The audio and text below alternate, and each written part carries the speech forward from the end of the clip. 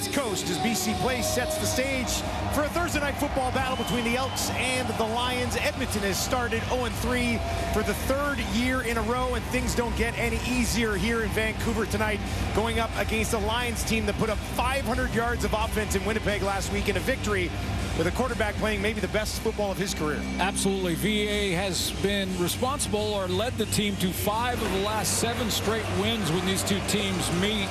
After 3 weeks, Big Play VA leads the CFL in yards and big plays. McLeod Bethel Thompson has done everything except get a win. He's coming off a 4-touchdown game.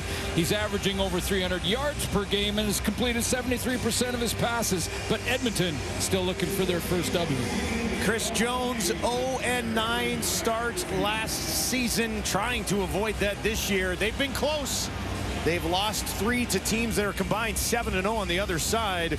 And Rick Campbell looking for his 3rd consecutive 3-1 start. 7 wins in a row in this head-to-head on the side of the BC Lions as we get ready to roll into another week of great CFL action. We are underway. Boris Beatty hangs one up there. Williams waits, takes it at the 7, and all the way back out to the 20 on the first return of the ball game. Broke 1 tackle, not the second, and he stopped around the 28. Vernon Adams on pace for a 6,000-yard passing season. I mentioned leading the league. What's maybe most impressive is that touchdown to interception ratio. 6-to-1 is outstanding. Offensive line made some changes after week 1, giving him time to throw. Well, 2 weeks ago, Calgary sent the house at him in the first quarter. Generated 3 straight 2-and-outs. Passer rating of 119.5 right now, the highest of his career, starting on the 28. Hands it off to Stanback. And Stanback pushes it outside the 20, trying to run the ball outside against Edmonton, which has led to some success so far this year. Well, that offensive line for BC has not given up a sack since they put Tyler Packer at center and Chris Slugger at guard. That's been the change after week 1, where they gave up 6. And there is a guy coming. Well, there's a wow factor with Alexander Hollins coming off not just a big game, a monster game, well over 200. 2 touchdowns, 215 yards when it was all said and done. VA quickly looking for McInnes. He had slipped, and Marcus Lewis had a great crack at that one for an early interception, but he couldn't hang on. Well, this gives you an idea of the timing and how you have to be on the same page with your receivers with offense, because even that little slip, that split second where McInnes went down, the timing with the ball was thrown to that spot, the timing was off, incomplete.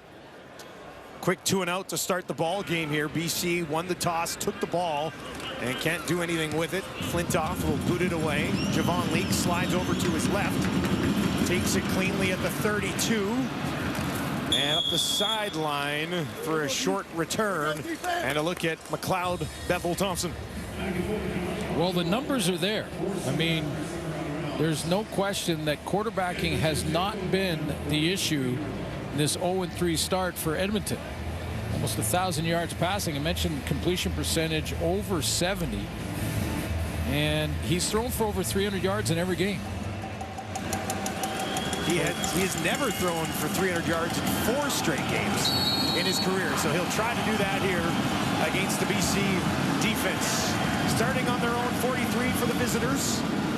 Fakes the handoff, dumps it on the far side, and that'll be taken for a first down. And a little bit more on the far side of the field. Arkell Smith getting involved. Yeah, Arkell Smith is going to be just off in the backfield here. He's sort of a slot or almost a loose tight end coming across the formation. Then he just shoots out to the sideline. MBT hits him in stride, and he turns the corner. And if he doesn't step out of bounds there, he gets another 50. 3rd catch of the season for Smith out of Central Missouri.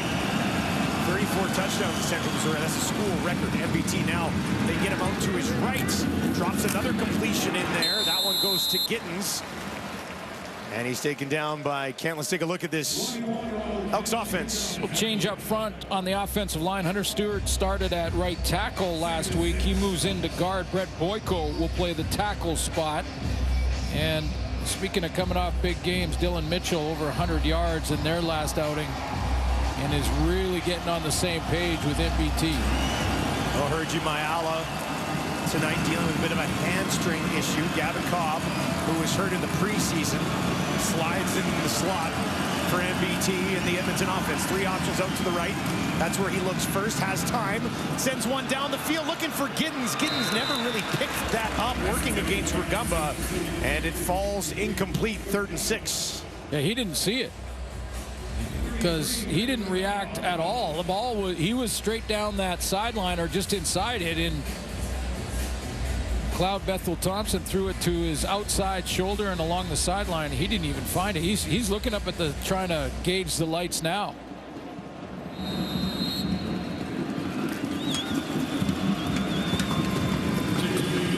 So Edmonton picks up a 1st down, a little bit of field position, and now Julian will kick it away from about his own 50. Terry Williams waits.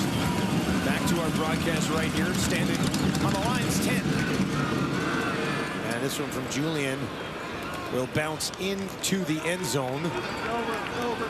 And Williams will take it there. Alexander Hollins, what a start to the season for this guy. Nobody can slow this guy down just yet. Team in the Canadian Football League, and that guy right there, he's the reason. Alexander Hollins, outstanding start to the campaign. Well, and he made the big plays down the field, the big chunk plays, and when the Lions needed him most. That pass thrown a little bit behind the intended target, Stanley Berryhill, but he is able to hang on, and he'll give him about 9 yards on 1st down for the Lions. Yeah, he was on fire against that rebuilt, I'll call it, Winnipeg defense, and Winnipeg back in. They will play Calgary this week, trying to find their 1st win, and every time they would look like they got a little bit of momentum against the Lions last week, Alexander Hollins made a play. Over 400 yards already on the season at just over 1,100 last week. Let's take a look at this Edmonton defense. Good start for Noah Curtis. He's got 3 quarterback sacks, tied for the league lead. And then you look in the linebacking court, Leon O'Neill leads their team with 17 defensive tackles. And if they're going to make that big play, that game-changing play, former BC Lion Luchez Purifoy is usually the guy who makes it. Purifoy with BC in 16, 17, and again in 22. Here's Adams, got rid of that one quickly. And that almost looks like enough for another 1st down. And there's the first catch of the ball game for 13 in black and orange. Great example of just straight football IQ with Alexander Hollins here. I mean, this is, look when he makes a catch. Nothing fancy about the route. He just finds a soft spot, but he knows where he is on the field and falls forward for the 1st down. Up to the Edmonton 46. Adams gives it a stand back, and he's got about 5, maybe 6 yards right up the middle for the Lions. How many times have you seen a receiver catch that little curl and then back up to try and make a couple of moves or shake and bake or whatever, and they end up losing 2 or 3 yards, and now you're in, you know, 3rd and 2, 3rd and 3. And stand back in that offense has just got better every single game. Topping out at 83 yards last week, part of that 500-yard game. They had one 500-yard game last year to the Lions. Already got one in the bank this year. Adams, deep shot, looking down towards the end zone, and he misses. He was looking for Hollins. Kai Gray trying to hang with the Lions speedster there. Well, they're going to take a couple of shots. They're going to test them. And even Kai Gray, who's got an interception, look at there in press coverage. You see press. This is an automatic, I'm sure, especially for Hollins. No matter what they got called, if you see the corner by himself in press coverage, go ahead and see if you can run by him. But Gray stays step for step. Catchable. That was catchable. We saw him make a bunch of those last week. Sean White called into duty early here, 8 for 8 on the season. He has hit 25 in a row. This one from 47, and that's up and bobbled and taken down at midfield. A rare miscue for the Lions special teams unit, and Edmonton takes advantage. Flintoff high snap. Never had a crack at it, did they? So the panel before the game and the pregame, they were getting some food delivered, I noticed. Yeah. Lucky. And then I see New York fries. I think, I wonder how we work that in for another day. You bring fries and hot dogs up to this booth. I will take care of them. Here's Brown as they try to get him going, and that's about a 6-yard scamper on first down against this BC Lions defense. Well, up front, Pete Robertson has a couple of quarterback sacks. He leads that group. Sione Tehama still looking for his first. In the linebacking core, one change, and it's a big one. Ben Haladak, who led the league in tackles after 3 weeks, is out. Bola Combo will play for him. He is an experienced BC Lion. And in the secondary, Gary Peters. Mentioned Luchez Purifoy. Gary Peters is their leader for sure. MBT, far side, wide open. Dylan Mitchell, first down to the Lions 40. And McLeod Bethel Thompson has completed 3 of his first 4 passes of the ball game.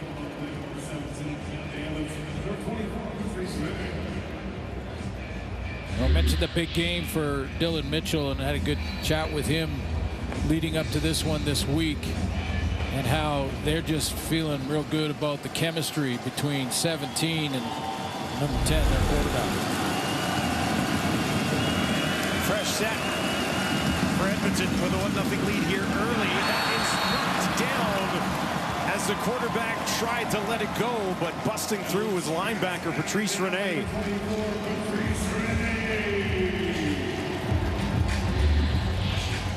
Renee's just going to come off the edge, and time is jumped. Now you can get yourself in trouble as a defender going after the quarterback, timing up and jumping and getting up off the ground, because if he pump fakes this, he has a chance to get down the field. But pressure coming. Ryan Phillips sending the linebackers. Devon Leake into the game at running back. 3 options out to the left. That's where Leake will go as well. MBT looks to his right, takes off, and now he's going to run it. Lunging over top of the defender. Coming up just shy of the first down, but he does it in style. Does he ever? And you don't, I was thinking you don't see him run much, and pretty soon we'll see the hook slide, but not MBT, who's looking for that first win. He's battling, try to lead by example, get up and try to get that extra couple, and he did. So now they're in a chance to, well, they are sending out the field goal team. It ended up being 2 yards. They marked him with the elbow, not the roll. The roll got him a yard away, and I'm sure they would have gone for it at that point. They'll set things up for Boris Beatty. 4 of 5 on the season. 3rd and a long one.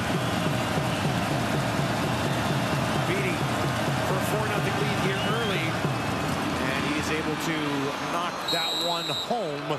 And Edmonton with a lead in Vancouver on Thursday Night Football. Alex Hollins would stay with me, and I ended up learning that he's really good. He talks a lot, but man, how is this guy on the practice roster? Then Vernon Adams ended up starting in his 2nd or 3rd game. Hollins got the start as well, and they never looked back after that. VA also said Hollins won't admit it, but he will never forget me because I threw him his first pass, his first touchdown, and that they're locked in for life, guys. Could be a great career for Hollins if he's got VA connecting with him that well. Chasing down a pretty big name. Giro's okay. VA fakes the handoff, turns a little pump fake, now dumps it off, and he's got his running back Stanback. Stanback's got a first down, tracked down from behind at midfield by Anderson and Bratton, but a nice play call there from the Lions. Yeah, it really was. I love this play. I mean, it's going to be a little screen, and they need a little patience. Let the defensive line and linebackers are going on those stunts, get up the field and past Stanback, and then give him the ball. That's great patience by VA to hold off, and then drop it to him, and he does the rest. Smack dab in midfield here for VA and the Lions now. Stanback out to his right. VA rolls to his right, looks down the field, throws, looking for Hollins. And over his head, Marcus Lewis went up to try to get it and had contact with Hollins on the play. Interesting blocking scheme there for the BC Lions, because the ball is incomplete, but I liked what they did with Stanback coming out of the backfield there, and they got him in front of a sort of a rolling full roll of Vernon Adams. Stanback just come up here and see 31 out there. Any leaking rush, he picks it up. For that down the road here. Didn't have to go to work, but was there just in case. 2nd and 10 now. 4-man pressure. Adams gets it away, and that's a first down to McInnes inside the 45. Eberhardt, rather. His first catch of the ball game. And Travis Fulgham released, and Eberhardt gets more opportunities because of it. Fulgham was targeted 16 times, so those 16 have to be distributed somewhere else. Nice job coming back to the football there. 26-year-old out of Wyoming, getting an opportunity now to establish himself as part of this outstanding BC offense. Adams wasting no time, quickly goes right back to him again, and he lunges ahead. Might have enough for another first down. If not, he's just short. Didn't mention it in the intros either, but you got Eberhardt now who's going to play the slot back spot, and Stanley Berryhill is coming off a good game himself against the Bombers, and then Javon Katoy back in the lineup. Receiving core looks pretty solid. And of course, Keon Hatcher still sidelined, but we know what he's been capable of the last few years. Short yardage, they'll push it ahead. David Mackey handling those duties. Second time he's done that today, and a first down here for the Lions as they put together their best drive of the ball game thus far. Don't see that very often in short yardage. In fact, almost never. I mean, you see the direct snap to a tailback, but it's a shotgun snap for a running play. But for Mackey now in short yardage, he has to go up under center. That's a technique that you actually have to learn. I mean, that's not just anybody can do it. Ante Litre's been doing that a bit this year as well. Here's Adams, pressure right up the middle. He's got to run out to his right, dumps it back over the middle. And that's another BC Lions first down, as it's Javon Katoy making his 4th catch of the season. Well, we were wondering, there's a couple of plays missed by, practices missed by Vernon Adams because of an abdominal issue, and I was going to see and take a look at his first couple series to see if it was affecting his ability to escape. Don't think so. He's moving okay. Yep. Moving all right. Didn't waste any time there with Kendichi coming right down the pipe. Adams. Collins tripped up after he caught the ball. Could have been something cooking there, but he ended up being taken down. That's why defensive linemen, if you don't get to the quarterback, get your hands up, because you may affect the throw of the quarterback. And if you do that, Noah Curtis, watch him. He's in the throwing lane, so Vernon Adams has to put a little bit more air on it, and that allows the defense to rally to that tackle. Curtis is a big guy, too, 6'6". 3 sacks already on the season, 6 tackles. Having one of the better starts around the league this year is Curtis. Adams on just 3-man pressure. And he misses the intended target. Was looking to go back to Hollins. That one wasn't really close. Maybe a little bit of miscommunication on that one. Like the little out route here for Hollins. And they have missed a couple. And coming off the big game, they've cooled down a little bit. That one just got away on Vernon Adams. Thrown in the direction of Bynum, who made that tackle on Hollins on the previous play. So Sean White back out here again after the high snap cost them 3 points earlier. This one from just 24 yards to make it 26 in a row. And the former kicker of this Edmonton franchise knocks one through. Lions are on the board. Has played those 2 teams and lost to Saskatchewan, and all one-possession games. They're closer than I think people think. The opponents they've lost to are combined 7-0. Exactly. To start the season. Edmonton 0-3, and now get the BC Lions head-to-head here. They'll hand it off to Brown, and Brown gets about a yard. Maybe they'll give him 2 on first down. And yeah, this is big because they're going to be honoring one of the best in Ricky Ray. Over 20,000 yards, championships in with two teams. The Argos will be honoring the great Ricky Ray, one of the most accurate passers in CFL history. That'll be a fun night tomorrow night. I think the most ridiculous stat with Ricky is he leads 2 franchises in passing yards in such a great passing game. Oh, and beat. That one looked like it hurt. Rene, free pass to the QB, takes advantage of it. Yes, it was. Free pass for 24, and he didn't disguise it either. I mean, he's coming off the edge, and Rene has a clear shot. Unblocked, right to the target zone, and big hit on McLeod Bethel Thompson, who's trying to look down the field and doesn't have a... Wow. Good, hard, clean hit. 3rd and 16. Julian kicks it away from his own 23. This is going to back Williams up a few steps. Takes it. No space. 60-yard kick from Julian. Return to the 29, and that will do it for the opening quarter. Edmonton 0-3 on the season, leading 4-3 after the first 15 minutes. Lions, Elks, Thursday Night Football.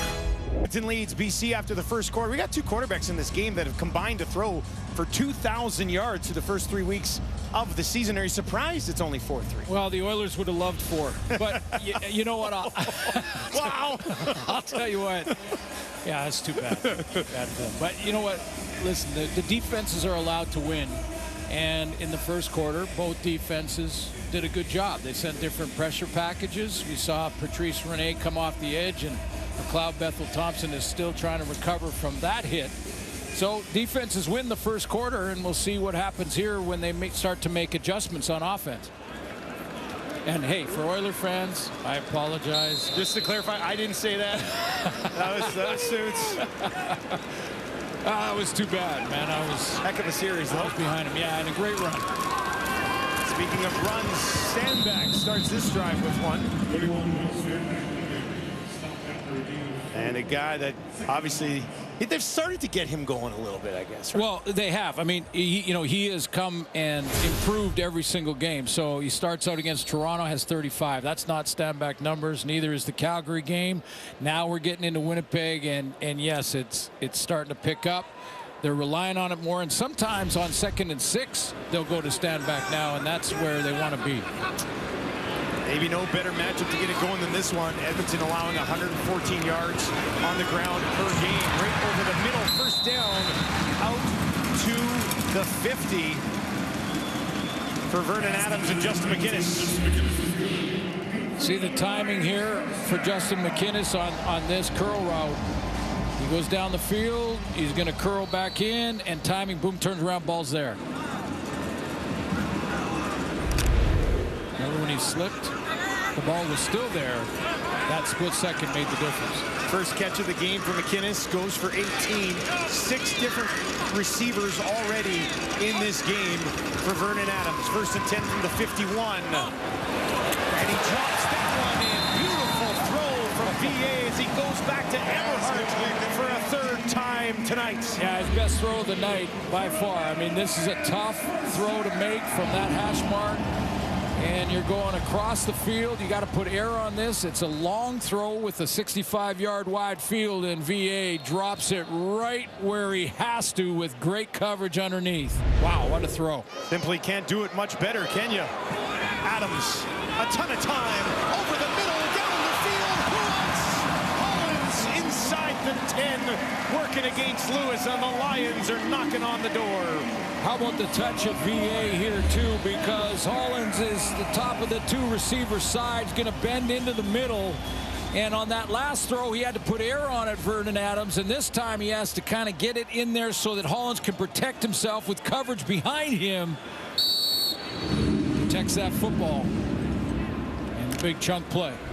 3 catches, 46 yards already for Hollins. in this game. VA's 10 of 14 for 139. He's got 6 touchdowns on the season. This time they'll hand it off to Stenbeck, looking for his first. And he is stopped at the 5-yard line.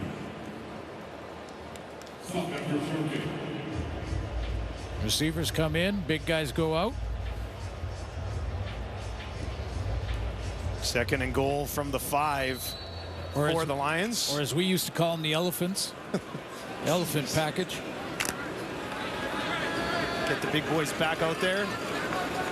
This is the offensive line right now. 5 to protect. Adams here. He's got Stenbeck to his left. 3 options out to his right. Looks over the middle, dumps it off to Stenbeck, and he walks it home.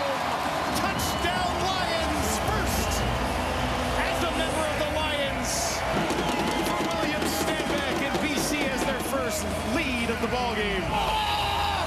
Let's go! Yes, sir. Well, I'll tell you what, you can protect the blitz, or you can get rid of it before the blitz gets home.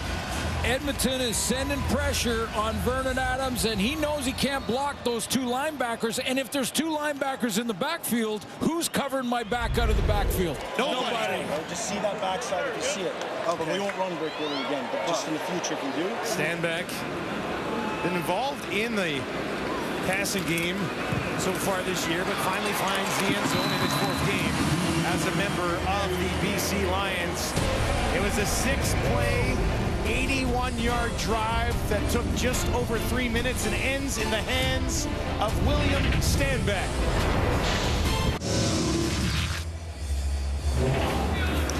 Well, what a drive put together here by Vernon Adams. Timing throw on the first one. A touch pass on the second throw of the drive. Then he has to protect his receiver with the throw right between the numbers and then get it out there quickly to a back who can't be covered because the linebackers are on full blitz. 4 for 4 on the drive for 74 yards for VA. All different types of throws, but all deadly accurate. Up to 146 in the ball game already.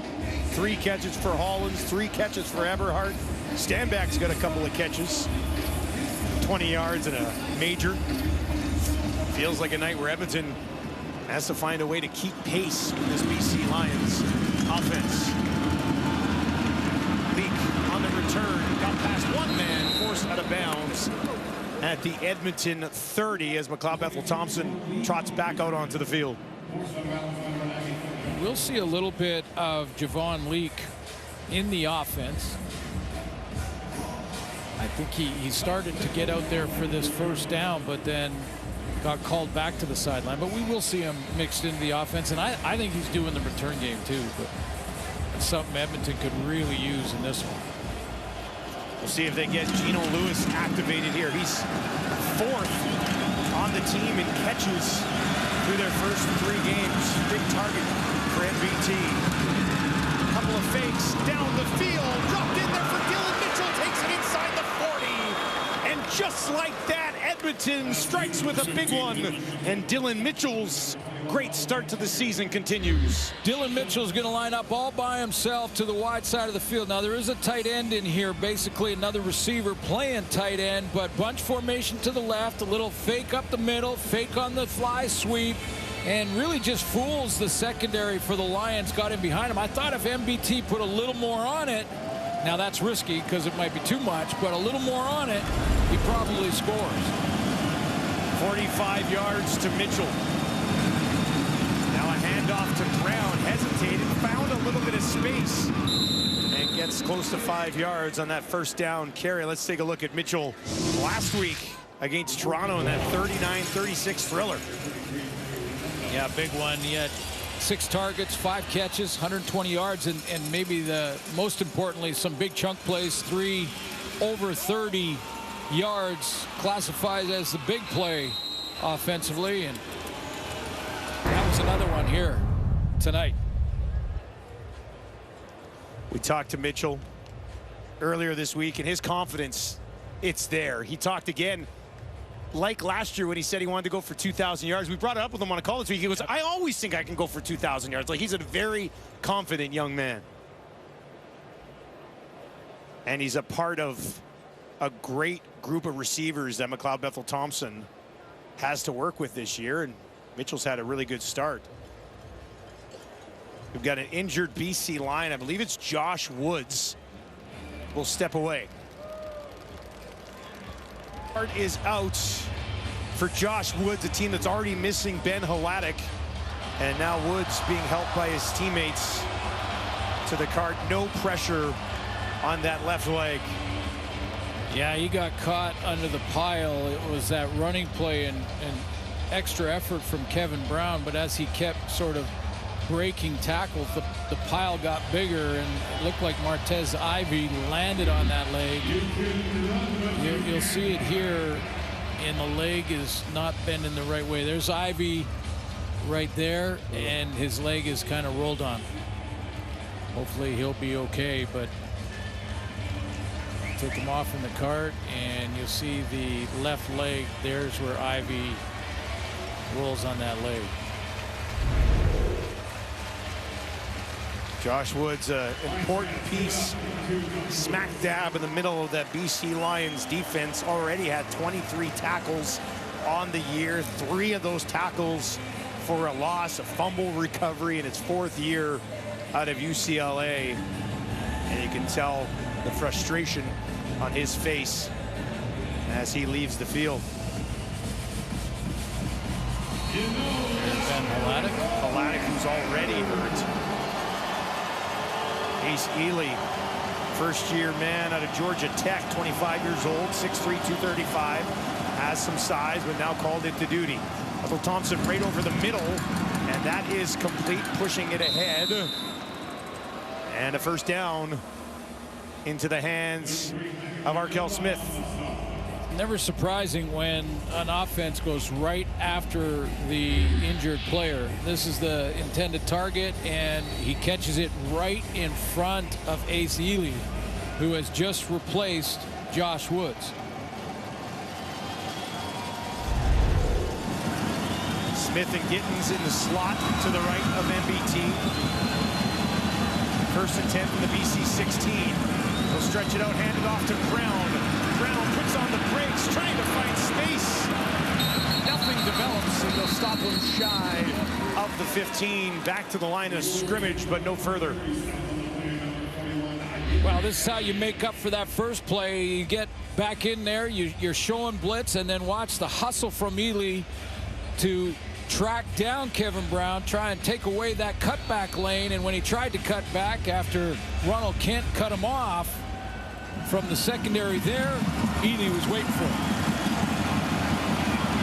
Edmonton firing at 87.5% in the red zone so far this season. Can they keep that streak going? Towards the end zone, touchdown! They do! Curly Gittens Jr. hauls it in from MBT, and Edmonton strikes back. Different late flag on the play back at the 40. Different layers on the route there. There was a shorter route. I actually thought McLeod Bethel-Thompson was throwing it to the shorter one, but he just launched that right to Curly Gittens. That's going to be rough in the pass, so that'll apply to the kickoff, I'm sure. But watch this throw as McLeod. To the play, the touchdown. There's roughing the passer, BC number 0. That 15-yard penalty will be applied on the ensuing kickoff. So there you go, the kickoff. The penalty will be applied on the kickoff. Curly Gittens was the second layer. I believe it was Dylan Mitchell on the shorter crosser. So I'm just saying, that's a move, though, huh? Second touchdown of the season for Gittens, the 7th thrown by McLeod Bethel-Thompson. And Edmonton looks to retake the lead, and that is exactly what they do. Edmonton, very efficient in the red zone so far this year. MBT into the hands of Gittens.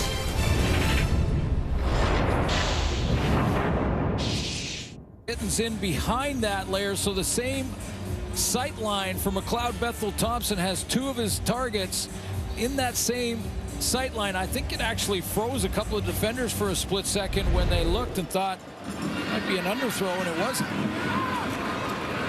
This kick bounces nicely into the hands of Williams, who gets a push from his teammates outside the 30. Let's take another look at this touchdown catch from Gittins.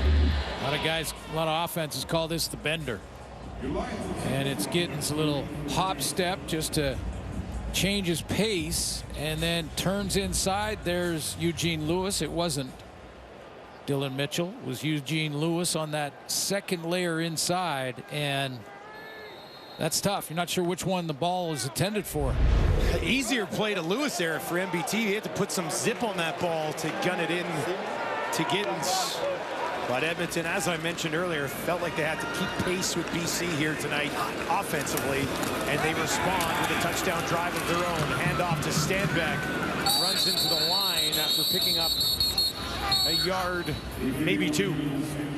Yeah, Purifoy came down low and almost played the play. He's trying to get his Stanback getting his helmet back on, but Luchez Purifoy came down, he saw the formation, used his experience, and he made first contact and slowed down William Stanback. Now this Edmonton defense needs Purifoy to have a good season. A little bit inexperienced, both in front of him and by his sides. He's a big play guy. 2nd and 8 here for VA. Low snap, picks it up, no problem. Has time, down the field, deep shot, going up and getting it. No, oh, that close. Eberhard almost on the highlight reel, but he couldn't hang on when he hit the ground. Well, first of all, Luchez Purifoy has to tell one of his teammates to get over there to cover Eberhard, because he's a little late going over, and then he's number 2 receiver straight down the seam. And yeah, it was so close to a big play. That was Leon O'Neill that was trying to track him down, and that was the guy that Purifoy said, get over there. It's a deep road. Von Leek, Mackey, right on top of him. Stopped at the 35 of Edmonton. So the Elks get the ball back. Eberhard, though, this would have been spectacular if he wrapped this up. Yeah, O'Neill did get there. He ended up getting there in time, but you got to survive the contact with the turf, and Vernon Adams had him. Boy, he's been accurate tonight. That wasn't on him. He put it right where he had to.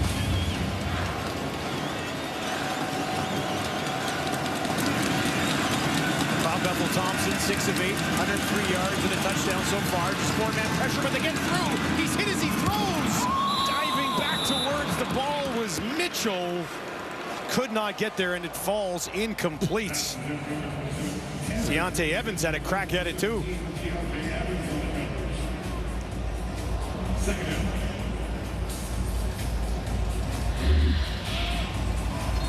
Pressure coming from up.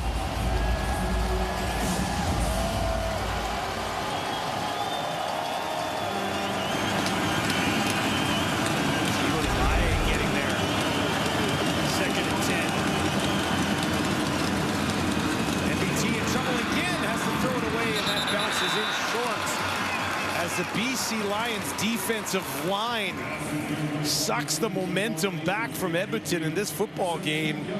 No time for McLeod Bethel Thompson, and they'll have to kick it away.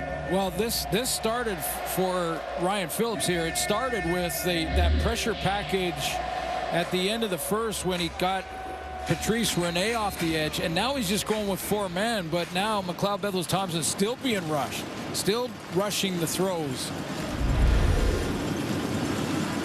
Thibaut Debaye in on both of those last plays. 3rd and 10. Julian gets it away, averaging 52.5 on punts so far this season. Williams takes it up the near sideline, steps out at about the 47-yard line. American Ninja Warrior is back. New ninjas, new obstacles, new episodes. A new American Ninja Warrior Monday on CTV. I'd be one of those hilarious guys that fails on the very first task and ends up on a blooper reel for years. 5.5 minutes on the clock here in the second quarter. BC with the ball. 0, trailing by 1, starting on their own 47. Empty backfield for Adams, 3-man front for Edmonton. VA with time over the middle, and that misses everybody. Terry Williams was out there and in the area, but he didn't have a crack at it. Looked like the first sort of subtle movement to his stomach, which was a problem this week. Not giving him an excuse. He's missed a couple. That was just guys in his face that was causing that errant throw, but getting hit just as he threw, but he got up, kind of grabbed his leg and then his stomach. Looks like he'll be okay. 2nd and 10. Williams stays in the game here with the offense. Adams again, this time over the middle. Couture, first down, and takes it inside the 50. Couture has run 3 plays in a row now, going back to the last series in crossing routes. And this time he runs a bang route. So this is a crosser, and the next time he goes boom and then bangs it back the opposite side. So set him up with a couple of crossing routes that he didn't see the ball, then sit and then go back the opposite way. Stanback checks back into the game. 6 on the line here for the Lions. They'll hand it off. Still nowhere to go, though, for William Stanback, and that'll be set up a 2nd and long just inside the Edmonton 50. Gave up some yards along the ground last week. In fact, Coach Jones talked about their defense has to be way better against the run. He's pretty confident with the guys inside that they can stop this sort of tackle-to-tackle stuff, and we've seen that tonight. With Stanback trying to get something inside, and it's been tough running. Throwing down here for Adams. Needing 9 for a first. Flush out the pocket on the run to his left. Can he turn his body and throw? And just has to throw it away with pressure in his face from that Edmonton front. Pretty good redirect there to get outside and cut him off. Because we've seen Vernon Adams beat a lot of D linemen outside when he gets going, and he's got that quick feet and great speed to get out here. But this is good effort. Sam Achenbong coming outside, cutting him off. Elliott Brown was already out there. He's usually on that defensive line for Edmonton. Flintoff, what was that? He almost looked like he fell down. That one comes off the side of his foot. But there's a flag that was thrown, I believe, on the near sideline at the end of the play. Yeah, because he didn't get it inside the 20 and went out of bounds. Yeah, onside. But, you know, Flintoff might be a little rattled from when that snap went through his hands. It was a high snap on the field goal miss in the first quarter. Remember that one? Yeah. Turned around, picked it up, and took a hit. Just a 21-yard kick here from Flintoff. Because he is the holder on field goals for Sean White. Illegal kick out of bounds. BC number 11 will go up 10 yards from where the ball went out of bounds. It's going to be first down for Edmonton. He shanked it.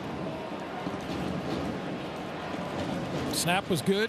Drop looked decent, but the drop was clearly too far outside. Hit the side of his foot and went straight out of bounds. Tack on the flag for the kick out of bounds. And it's 10 yards. Net difference here. Javon Leake out of the flat, looking for some space. Decent pickup on first down before being taken down by Ronald Kent Jr. Tight football game here as we hit 3 minutes. Good VA, good MBT. Maybe the hit of the year, and raise your hand if your anytime touchdown scorer has already scored. Woo! JB? Still late. No. Welcome back to BC Place. 11-10. The visitors lead the BC Lions. Prokop into the game. 2nd and 2 from the Edmonton 46. Trying to push it ahead. It looks like he will be stopped a little bit short. And that'll bring up 3rd down. All right, let's send it down for an update on Josh Woods. Back down to Chantel Chan. Yeah, Josh Woods left the game earlier in the quarter. He will not be returning. He's dealing with a knee injury, and Ace Ely will be replacing him. Destin? Thank you. Ace Ely gets the rest of the game here for the Lions. This is third and 1 for Edmonton on their own 47 late in the half, and Prukop will remain in the game. Got to pick up the 1st down here, trying to push ahead. Oh, and it's going to be close. Right on the mark. Needed the 48. And that's where they're going to put their foot down. And it is a 1st down for Edmonton. BC came mighty close to turning that ball over. You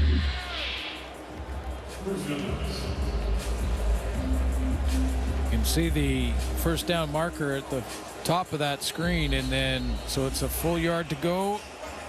Didn't have it there, and then that 2nd effort, that little sideways push, got him there. Only just. That is why Prukop was brought in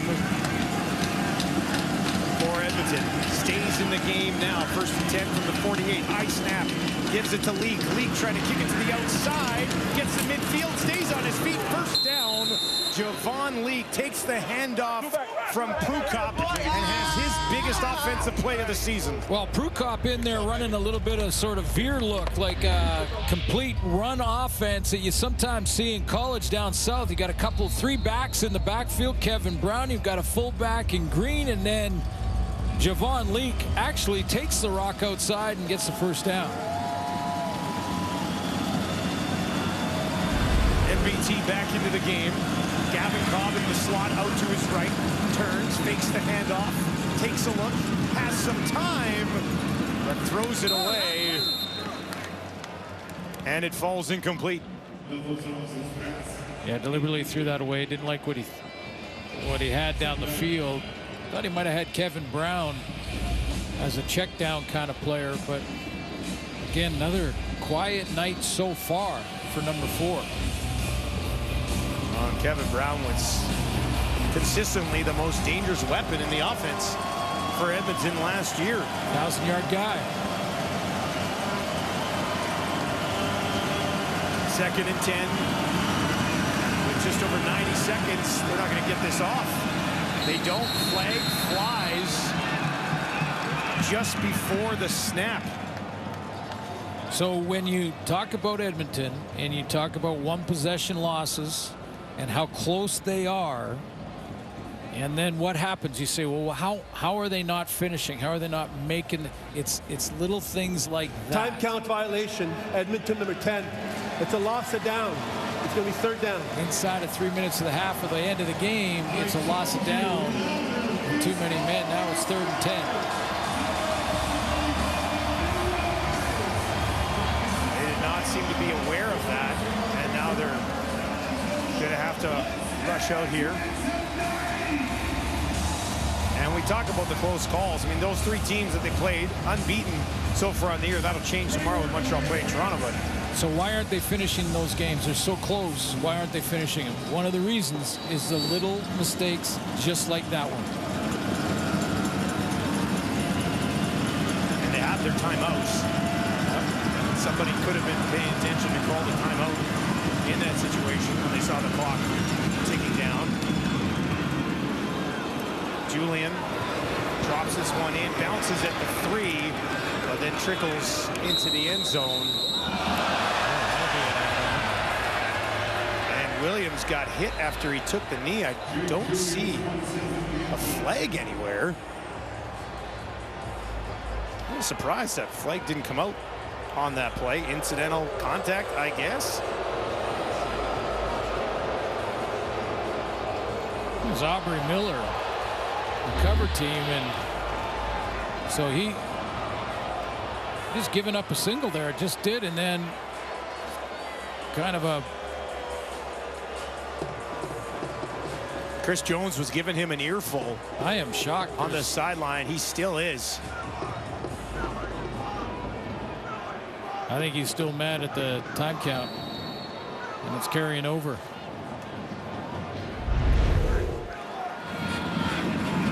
So now BC has the ball at the 40 when Edmonton, prior to the time count violation, had it just outside this mark. Adams, ton of time, over the middle, first down, out to midfield. There is a ton of time. Katoy with his third catch of the ball game as he works himself back into the lineup healthy. Speaking of ton of time, how about Vernon Adams in the pocket? Probably most time he had all night. Sitting back there looking at all those receivers downfield. There's an injured Edmonton Elk behind the BC Lions here. Antonio Alfano. Halftime coming up. Lots to talk about. I'm assuming the last 30 seconds or so of the Elks here will be discussed. So Alfano went to school at Lackawanna. Have you heard of Lackawanna? I have not. Every single year, and it's been a few now, there is a school that you don't know where it is. Where is it's apparently it's in Pennsylvania, and it's by Scranton. So I'm not sure if he's been to the office, but he was a guy that coming out of college or coming out of high school was 5-star recruit. Definitely, and had like lots of big schools after him. Ohio State, Penn State, Alabama. He decided to go to Alabama and then didn't play for them, moved around a couple, and then went to Lackawanna. And now he's found his way to Edmonton. And now I've Googled another school. Supplemental draft pick. And it's good news that he's up and he's kind of bouncing on his own. He's able to walk off. Getting the start at defensive end in this game for Shivers defense. 1st and 10 BC on the Edmonton 54. Adams over the middle again, and that's defended well and batted down by Kai Gray. Flag at midfield though. We'll see what the flag is, but that's great coverage. I mean, Kai Gray.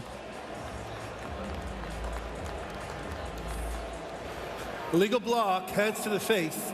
Edmonton number 90. It's a 10-yard penalty. It's a first down for BC.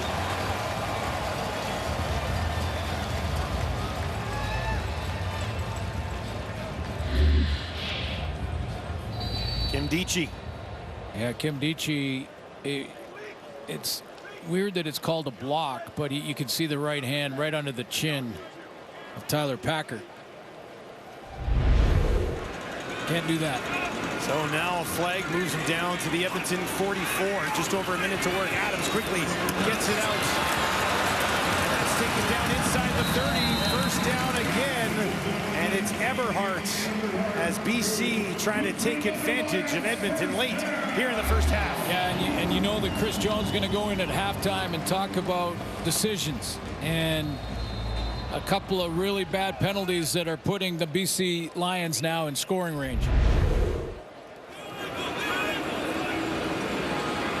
First and 10 from the Edmonton 27. 3 options, wide side left for VA. Looks that way, throws that way. And that one is batted down. Lewis was over there to defend. Maryhill went up to get it. Comes down a little tender. Marcus Lewis now taking a page out of the book of Kai Gray on that. If not for that penalty, would have been the great play and knockdown. See, he plays the inside route first and then slides out to Berryhill.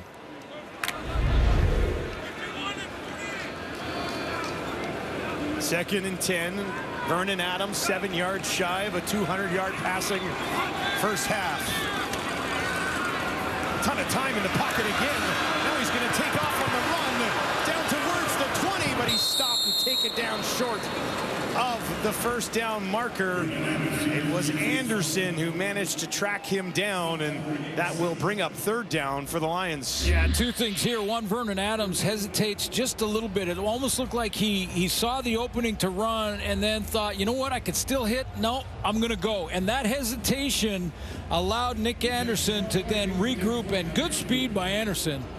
Big linebacker at 230 pounds to hustle and get one of the fastest running quarterbacks in the league. Chris Jones has told us that Anderson is probably not playing down south because he's short. 5'11". They like him bigger, but don't get me started. This guy's moving, man. There's a lot of guys that could or whatever get the big paycheck in our league. World class. John White knocks that one through. Give him 27 in a row and give the BC Lions a 1-point lead late here in the first half. Well, I was watching after that penalty in the end zone on the kick that Chris Jones was livid. I mean, and that lasted for the last 3 or 4 plays. Now they get bailed out a little bit and just give up the 3 and now give up the lead. However, could have been worse. Could have been way worse. Yeah, could have been worse with a major because of a couple of bad decisions. The time count, a couple of penalties that put the Lions into field goal range.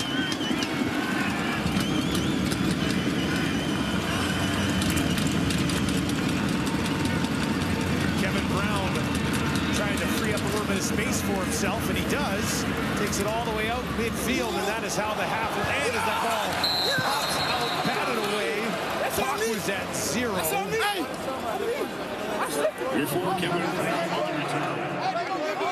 Patrice Rene in there as well. An interesting second half coming up here at BC Place. Edmonton trailing the Lions 13-12. Well, you know that guy's going to talk about penalties.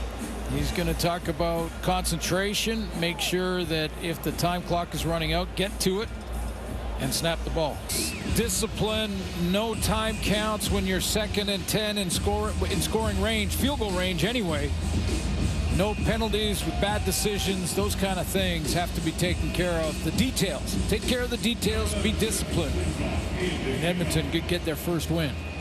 BC leads 13-12, looking to make it 8 in a row against Edmonton. We are underway in the third quarter. Thursday Night Football presented by New York Fries. Javon Leak, decent return, holds onto the ball, takes it outside the 35. So 7-12, 111 yards passing, and that touchdown to Curly Gittens that we just talked to. And there were some good things. Again, early on, a couple of blitzes got to McLeod Bethel-Thompson. Not on pace for another 300. His first 3 games all over 300-yard passing.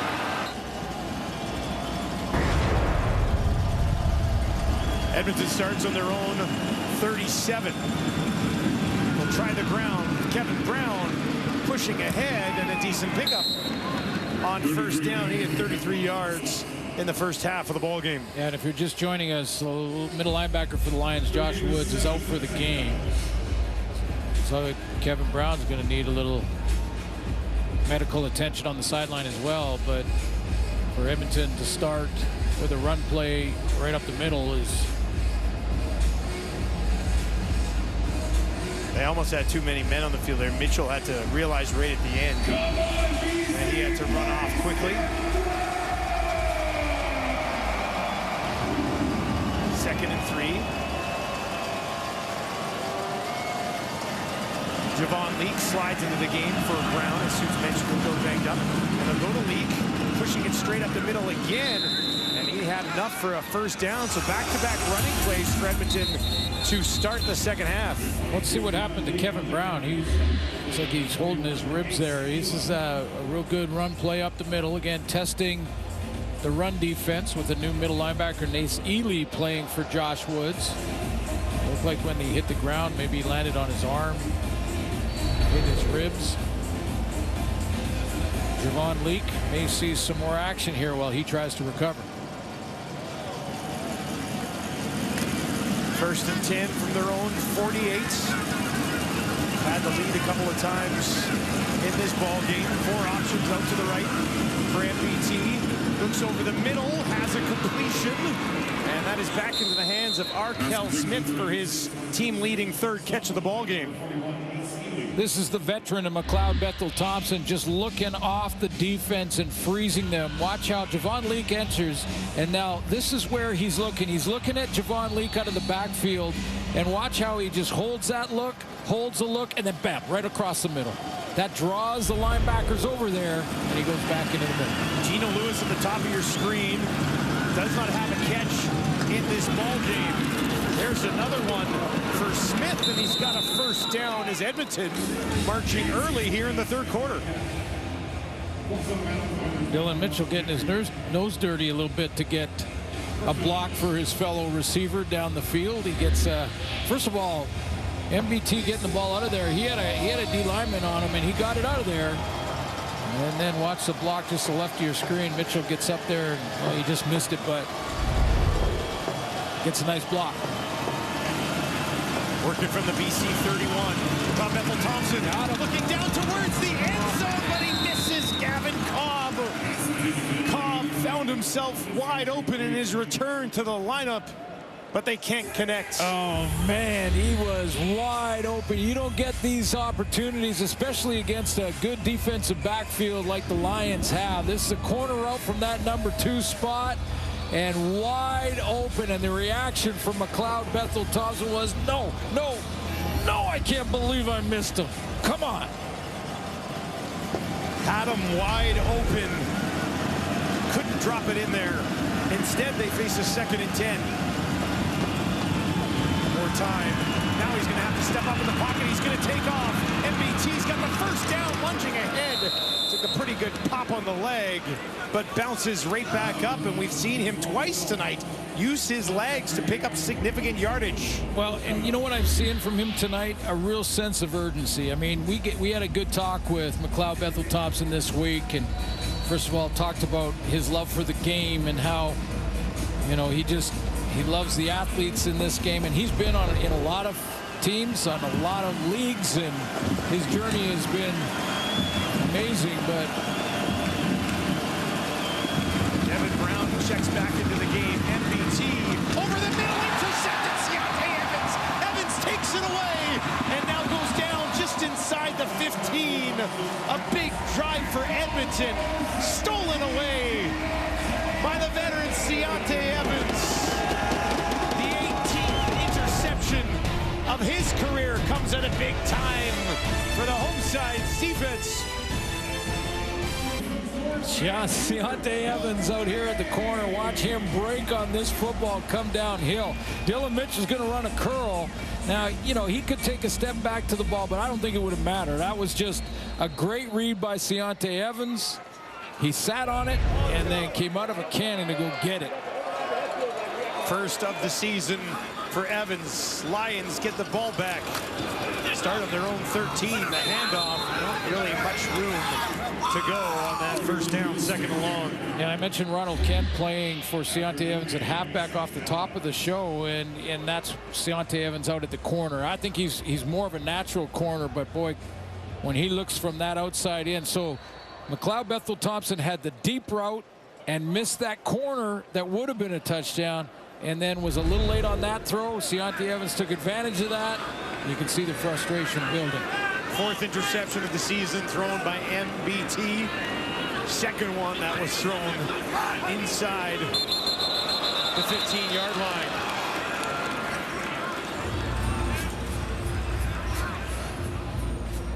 Kemdichi. Edmonton number 90. It's a 5-yard penalty. It's still 2nd down. It was 2nd and 9. Now it's going to be 2nd and 4 after the flag on Kemdichi, number 90. A major difference. Well, now he'll come out of the game, and Achimpong will check in. Felt like Edmonton had him in a decent spot there. With that being said, VA's been working magic all night, almost at 200 yards already. 2nd and 5. Has some time down the field, and that is batted away. Purifoy, the veteran on the other side, slides in and times that perfectly. Yeah, we're seeing some DB play. Deontay Evans saw a couple plays by Gary Peters in the first half, and this time it's going to be Luchez Purifoy. We mentioned off the top of the show that Purifoy is, if this Edmonton Elks team is going to finally get that first W, their veterans have got to come up and make plays, and that's a big one because that is sure hands as it comes out there with McInnes, and he got it out of there. McInnes just one catch so far tonight. He's been relatively contained, targeted 3 times, has 18 yards. Eberhardt with 4 catches, Hollins with 3, Katoy with 3 for Edmonton so far. But a nice play there from Purifoy. Seen some from Gray as well. So a couple knockdowns from Kai Gray in this game.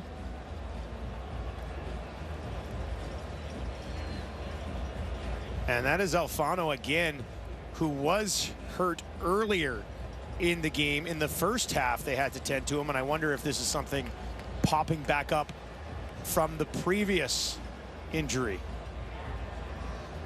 Let's get a look at it.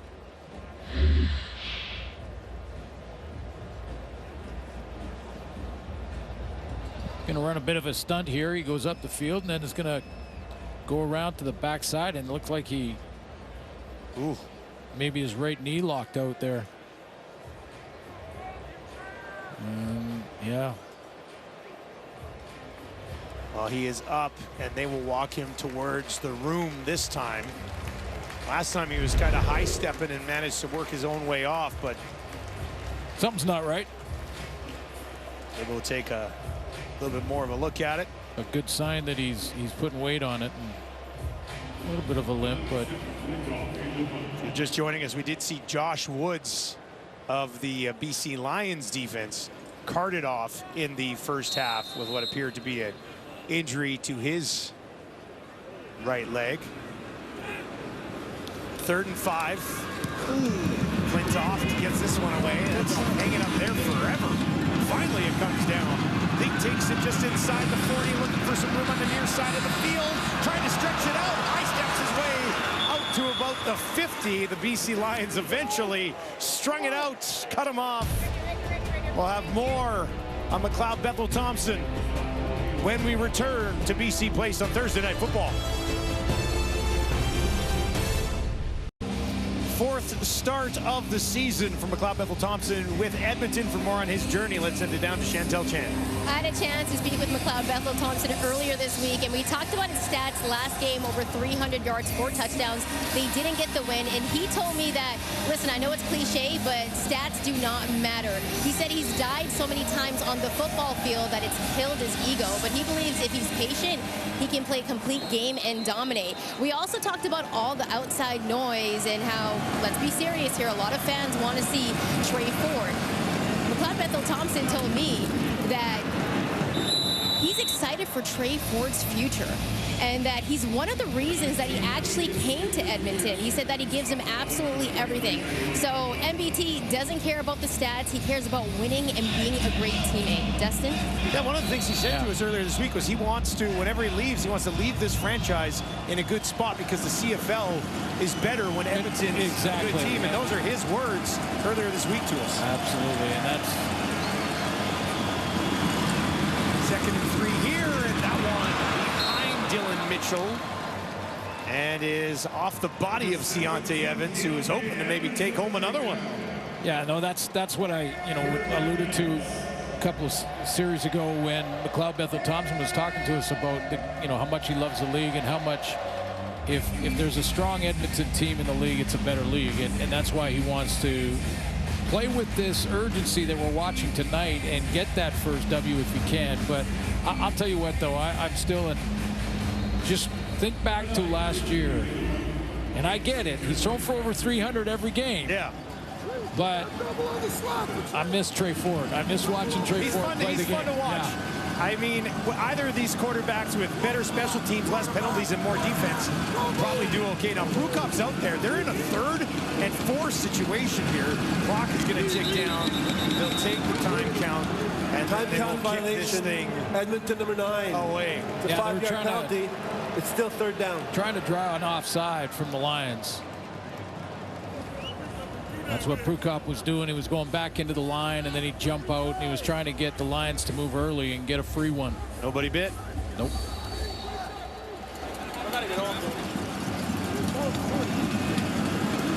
this time they'll kick it away to Terry Williams, who waits back on his own 10-yard line. BC about to get the ball back. With the lead, 13-12. Julian has this one bounce at the 5. This time they'll set down right there. Williams picks it up, wrapped up immediately, and taken down. Julian. Pin Foods Field at BC Place. Tonight is Purolator Tackle Hunger Night here in Vancouver. Since 2003, Purolator, along with the CFL and its member clubs, and Canadians like you have helped the Tackle Hunger program donate over 20 million pounds of food to local food banks. The need is greater now than ever before. Go to www.purolatortacklehunger.ca to donate.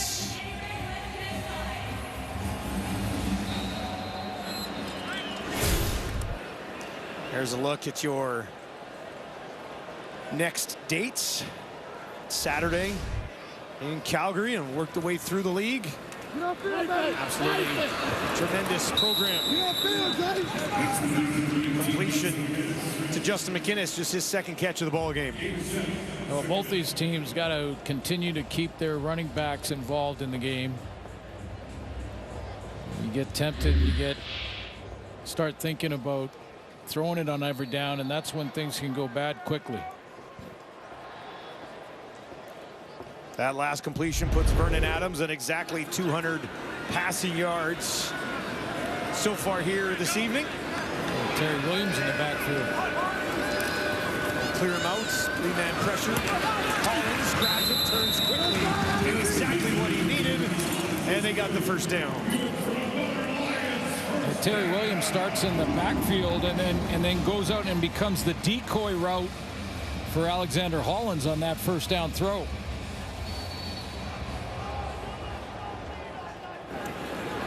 Williams back to the sideline now. We saw him similar setup in the first half a couple of times. Now Stanback checks back into the ball game. BC works from their own 35. Eberhardt out in front of VA. He's going to look down the field for a deep shot. No, just missed. Trying to lay one out there for Stanley Berryhill, who was working on Lewis, but it falls incomplete. Boy, they've been close. They've been very close. Full roll for Vernon Adams.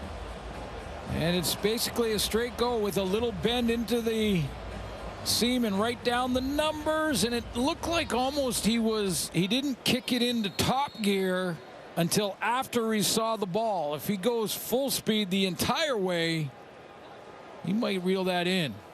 Just through his hands. Would have been the biggest play of his young CFL career. 2nd and 10 for the Lions. VA flushed out of the pocket on the run again, as a completion won't be enough for the first down as he gets it back into the hands of Eberhardt for the 5th time tonight. That's a big tackle. That's a major tackle right there, because there was a chance there for turning of the corner by Eberhardt to pick up. Like, he just needed a couple of yards. First of all, the scramble for Vernon Adams, and then he gets another yard and a half there, and they're going, or even a yard, but Lewis pulls him down. Big tackle. Second tackle of the ball game for Lewis, and 3rd and 2 on their own 43. Flintoft will be forced to kick it away. Leak slides over to his left, takes it cleanly just inside the 20.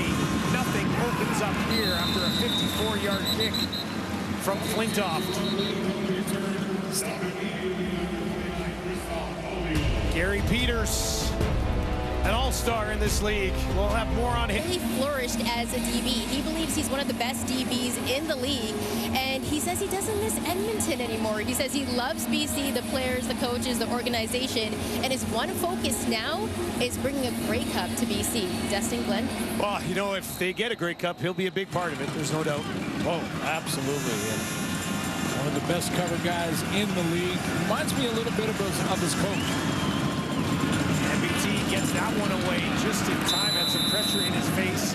Finds Dylan Mitchell, who's tackled by Kent.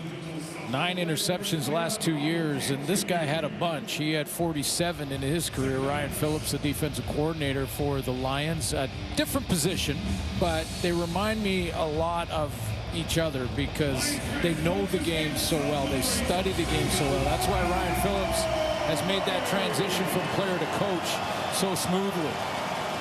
Just become a student of the game while you're playing it. Gary Peters at the bottom of your screen working against Geno Lewis. He'll dump it off and try to set up a screen for Brown. Can he find his way through? Not going to be enough. Gets it out to the 30. They'll be a couple yards shy here with 4 minutes remaining in the third quarter. Is it a couple? They were going to bring Prukop out. Yeah, now they've adjusted the first down marker to make it a couple. Yeah. 1.5. Prukop was halfway on the field, and then Chris Jones decided to kick it. Didn't like the spot. He hasn't liked a lot of this. Not tonight. Up and down that sideline. Not happy tonight. With officials, with some of his players. Feeling the heat. 0-3. Yeah, absolutely. Staring 0-4 right in the face, but involved once again in a tight football game against a pretty good football team.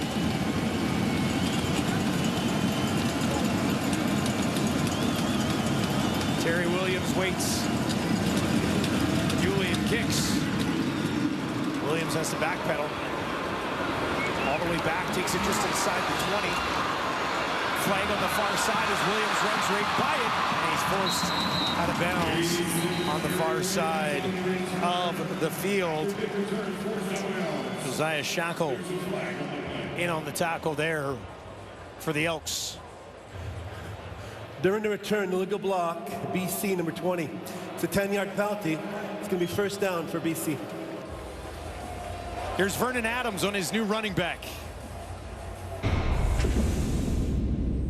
It helps, last year we went from, teams knowing we're going to throw 85–90% of the time. Now this year with a guy like him, I can hand it off. He gets us into 2nd and 4, 2nd and 5, 2nd and 6, 2nd and medium. They have to play honest. They have to play the run and the pass now on first down instead of just only rushing 3 and dropping 9. So it helps a lot having him here for sure. 7 carries, couple of catches, touchdown tonight for Stanback. But not the Stanback of old quite yet. He's getting there. 2.5 to play, quarter number 3. 1-point ball game. Berryhill turns it upfield, first down, takes it outside the 20. Berryhill had this kind of game last week against Winnipeg where he dropped the first one.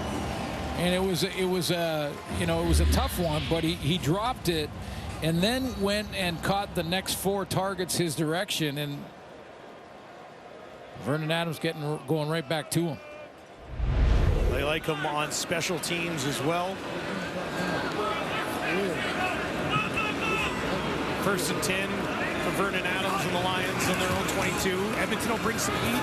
VA dumps it off to Stanback, turns it upfield, gets a block, finds a little bit of room. First down for the home side as VA saw that coming the whole way. Now that won't count in his rush average or his rush totals, but this is another way to get the ball in your tailback's hands. We saw a nice one earlier when he got it to him for the touchdown throw. Big first down for the Lions. And Dici with the tackle for Edmonton. Takes BC out to their own 35.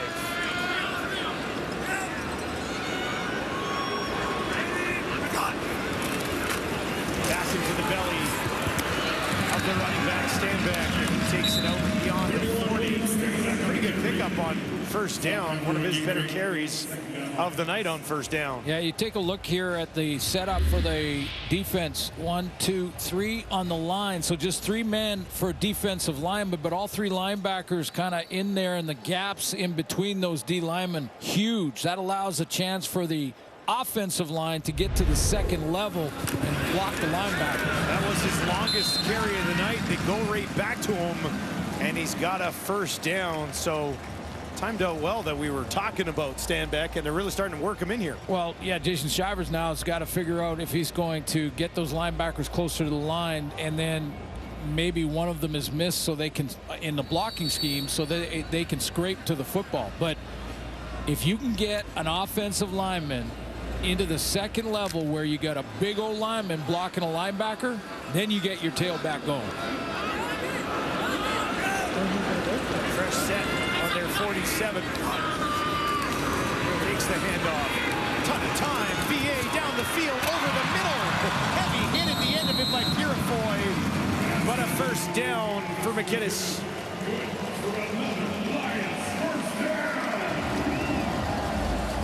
Took a hit there. Did he ever? That is going to do it for the third quarter. BC Lions with a 1-point lead. Starting to march a little bit here as the fourth quarter looms. Adams, McInnes. First down for the Lions.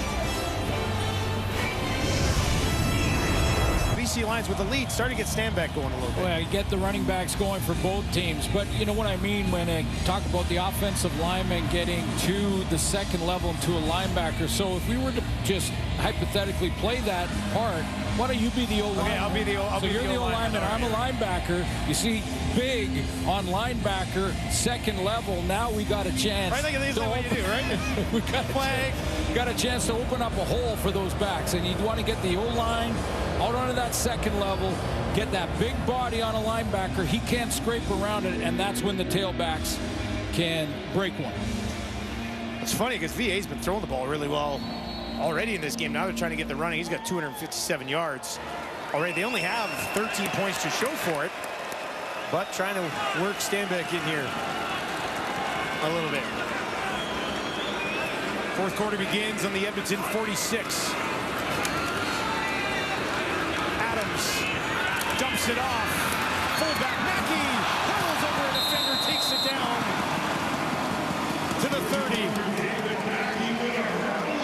Mackey starts in that basic fullback spot just to the left of your screen right there, and he's going to shoot out the backfield here. Now he's covered initially, but Vernon Adams then holds on to the ball until the defender makes the decision to go after Adams, and he dumps it to Mackey. You know, it wasn't a high hurdle, but it was still a hurdle. It counts. It was a nice play. First and 10 from the Elks 31. Covered to that one quickly to Couture. Takes it down to the 20 for another BC Lions first down. Couture's fourth catch of the season, more than double what he's done so far. Great recognition, control, and just basically understanding his playbook. Vernon Adams threw that ball on time. Vernon Adams about to settle in here. Has not been sacked tonight, was not sacked last week, was not sacked the week before. He was sacked 6 times in week 1, but they kept him clean since. In the pocket again, looking to the far side of the end zone, and it was Hollins working against Lewis. Tried to go back and get it, but could not get his hands on it.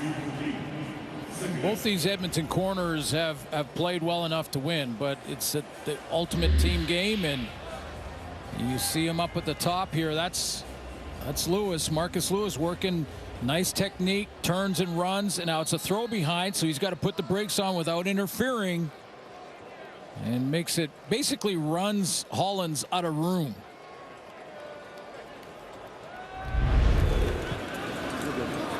The play at both corners been very good tonight. 3 options to the right for Adams, 2 to the left. Steps up in the pocket again, can take off if he wants. Now he does, cuts it back inside, lunging down to the 10. Very close to a first down. If he doesn't have it, it's just inches away. Yeah, very close, and this deep in Edmonton territory, it takes away a little of the risk going for it, even if they are short. Tougher to make that decision if you're Rick Campbell in your own end.